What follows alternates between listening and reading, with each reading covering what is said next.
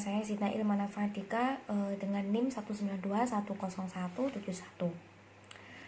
Di sini saya akan mereview tentang pengantar fikih muamalah.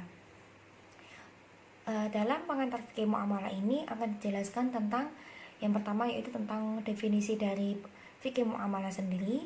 Kemudian yang kedua adalah tentang ruang lingkup dari fikih muamalah. Yang kedua asas-asas. Kemudian yang terakhir yaitu tentang sesuatu yang dilarang dalam fikih muamalah.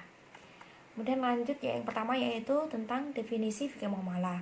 Jadi fikih muamalah ini merupakan kata majmuk, yaitu dari kata fikih dan kata muamalah. Kata fikih ini secara etimologi berarti paham, mengetahui, dan melaksanakan.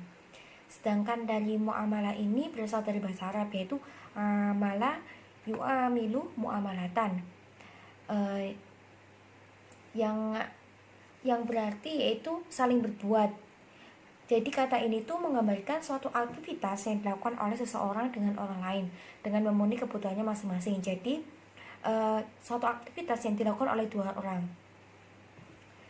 Kemudian secara terminologi, fikih muamalah adalah hukum-hukum yang berkaitan dengan tindakan yang dilakukan oleh manusia dalam hal yang berkaitan dengan hartanya, seperti jual beli, sewa menyewa, dan gadai dan lain sebagainya. Seperti itu. Selanjutnya yaitu tentang ruang lingkup fikih muamalah. Yang pertama adalah muamalah yang ketentuan hukumnya itu berasal atau langsung dari Al-Quran dan hadis. Contohnya seperti adapun bentuk muamalah ini dalam hal perkawinan dan akibatnya seperti talak, iddah, rujuk, warisan. Demikian juga dalam hal seperti pengharaman khamr, babi, anjing, dan riba, sehingga dibolehkan transaksi pada bentuk ini. Kemudian ada juga dalam bentuk tindakan kriminal seperti pencurian dan perzinaan. Dan dalam hal ini Allah telah menetapkan dengan tegas terhadap beberapa hal di atas, karena persoalan tersebut akan sulit bagi manusia untuk menemukan kebenaran yang hakiki disebabkan adanya dorongan hawa nafsu dan bisikan setan. Kemudian ruang lingkup fikih muamalah yang kedua yaitu muamalah yang ketentuan hukumnya itu tidak berada dalam Al-Quran dan hadis secara langsung, tetapi berdasarkan dari hukum yang diperoleh dari hasil ijtihad para fuqaha yang tetap mengacu pada kaidah-kaidah prinsip umum yang sesuai dengan ketentuan syara. Dan bentuk muamalah seperti ini tuh dipengaruhi oleh situasi dan kondisi sosial. Seperti halnya bisa dilihat seperti praktek jual beli yang ada di swalayan, di mana si pembeli itu kan dapat memilih bebas untuk memilih barang yang diinginkan dan membawanya ke kasir untuk menyerahkan menyerahkan harga barang tersebut. Jadi jual beli seperti ini itu terjadi dengan saling menyerahkan uang dan barang tanpa adanya ucapan yang jelas atau ijab dan qabul. Dan sebagaimana penjelasannya mengenai ruang lingkup muamalah bentuk yang kedua di atas, maka terlihat bahwasanya pembahasan secara khusus adalah mengenai ketentuan di bidang perikatan dan perjanjian terhadap pemenuhan kebutuhan yang mencakup segala aspek di bidang ekonomi. Kemudian kegiatan di bidang ekonomi ini lingkup pembahasannya itu juga dibedakan menjadi dua bagian. Yang pertama yaitu tentang tata cara pelaksanaannya, yaitu yang bersifat adabiyah, seperti masalah sigot seperti ijab qabul. Kemudian yang kedua yaitu tentang bentuk-bentuk transaksi di bidang ekonomi yang bersifat madiyah. Kemudian lanjut yaitu tentang asas-asas fikih muamalah. Yang pertama adalah pengertian. Asas adalah dasar tapi bukan sesuatu yang absolut atau mutlak. Artinya penerapan asas harus mempertimbangkan keadaan khusus dan keadaan yang berubah-ubah. Jadi asas ini adalah seperti satu dasar, tapi di sini bukan mutlak atau harus ada pada hal tersebut, seperti itu ya. Kemudian macam-macam asas. Yang pertama adalah asas adalah yaitu keadilan atau pemerataan adalah penerapan prinsip keadilan dalam bidang muamalah yang bertujuan agar harta tidak hanya dikuasai oleh segelintir orang saja, tetapi harus didistribusikan secara merata di antara masyarakat, baik kaya maupun miskin. Dengan dasar tujuan ini, maka dibuatlah hukum zakat, sedekah, infak. Jadi asas dari keadilan ini dan pemerintahan ini adalah penerapan prinsip keadilan, jadi harus adil gitu, seperti itu ya. Jadi nggak ada pembedaan seperti itu. Kemudian yang kedua adalah asas muawanah. Jadi mewajibkan seluruh muslim untuk tolong menolong dan membantu kemitraan dengan melakukan muamalah. Yang dimaksud dengan kemitraan adalah suatu strategis bisnis yang dilakukan oleh dua pihak atau lebih dalam jangka waktu tertentu untuk meraih keuntungan bersama dengan prinsip saling membutuhkan dan saling membesarkan. Jadi maksudnya dalam asas muawanah ini kita itu dianjurkan untuk saling tolong membantu. Jadi dalam muamalah ini juga dianjurkan seperti itu ya. Jadi saling tolong membantu kayak seperti kemitraan seperti itu. Kemudian yang ketiga adalah asas musyarakah, yaitu menghendaki bahwa setiap bentuk muamalah kerjasama antar pihak yang saling menguntungkan, bukan saja bagi pihak yang terlibat melainkan bagi keseluruhan masyarakat.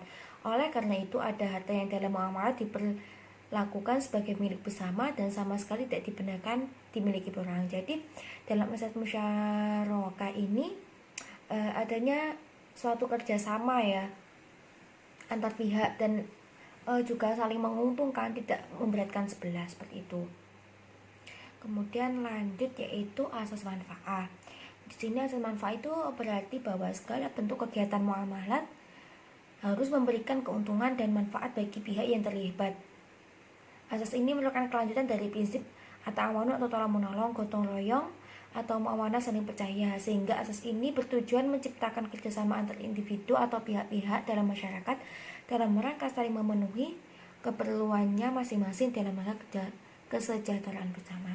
Jadi maksudnya asas manfaat ini suatu asas yang memberikan manfaat, jadi harus memberikan keuntungan, kelanjutan, jadi harus memberikan manfaat gitu loh ya, seperti itulah. Kemudian lanjut asas at-taradin, yaitu setiap bentuk muamalah antar individu atau antar pihak harus berdasarkan kerelaan masing-masing, jadi harus saling ridho gitu ya, atau satu kerjasama, jadi kedua belah itu harus saling ridho, jadi jangan satunya ridho satunya enggak, seperti itu. Kemudian yang keenam adalah asas adamul gharar. Jadi pada asas ini pada setiap bentuk muamalah tidak boleh ada gharar atau tipu daya atau suatu yang menyebabkan salah satu pihak merasa dirugikan oleh pihak lainnya sehingga mengakibatkan hilangnya unsur kerelaan salah satu pihak dalam melakukan suatu transaksi. Jadi jadi yang keenam ini harus menghilangkan suatu merasa kayak dirugikan gitu loh. Jadi harus jelas juga. Jadi tidak nanti apabila adanya suatu keraguan atau ada tipu daya, nanti kan otomatis jelas bahwasanya akan hilang asas yang berupa saling percaya tadi atau saling ridho tadi.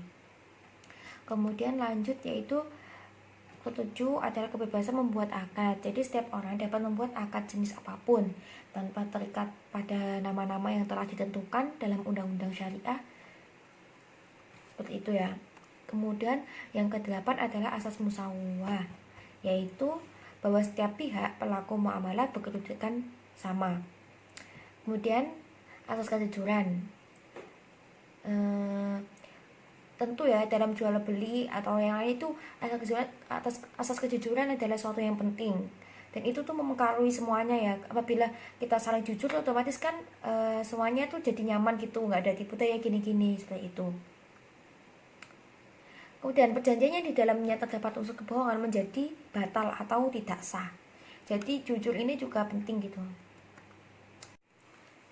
Kemudian yang lanjut yaitu yang harus dihindari dalam muamalah, yaitu maisir, dikenal dengan perjudian. Dalam praktik perjudian seorang bisa untung dan bisa rugi.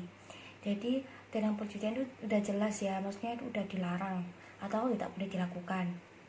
Kemudian yaitu gharar, setiap transaksi yang masih belum jelas barangnya atau tidak berada dalam kuasanya alias di luar jangkauannya termasuk jual beli gharar. Boleh dikatakan bahwa konsep gharar berkisar pada makna ketidakjelasan atau transaksi yang dilaksanakan.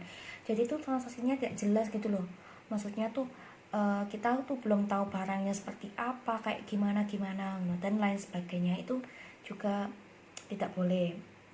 Karena seperti itu kan bisa juga merugikan kan mungkin nanti kalau kayak gimana gini ternyata nanti ada yang tidak jelas kan, ketika akhirnya datang ternyata barangnya tidak sesuai ekspektasi, seperti itulah. Jadi itu tidak boleh. Kemudian haram, tentu ya, kalau jadi ketika objek yang diperjualbelikan itu haram, otomatis transaksinya juga menjadi tidak sah. Kemudian riba itu juga tidak boleh, yaitu riba itu penambahan pendapatan secara tidak sah, antara lain dalam transaksi pertukaran barang jenis yang tidak sama kualitas, kuantitas, dan waktu penyerahannya. Kemudian batil, dalam melakukan transaksi, prinsip yang dijunjung adalah tidak ada kedoliman yang dirasa pihak-pihak yang terlibat. Semuanya harus sama-sama rela, adil, sesuai takarannya. Maka dari sisi ini transaksi yang terjadi akan merekatkan ukhuwah pihak yang terlibat. Yaitu mungkin itu adalah sedikit dari review tentang pengantar fikih muamalah. Terima kasih. Assalamualaikum warahmatullahi wabarakatuh.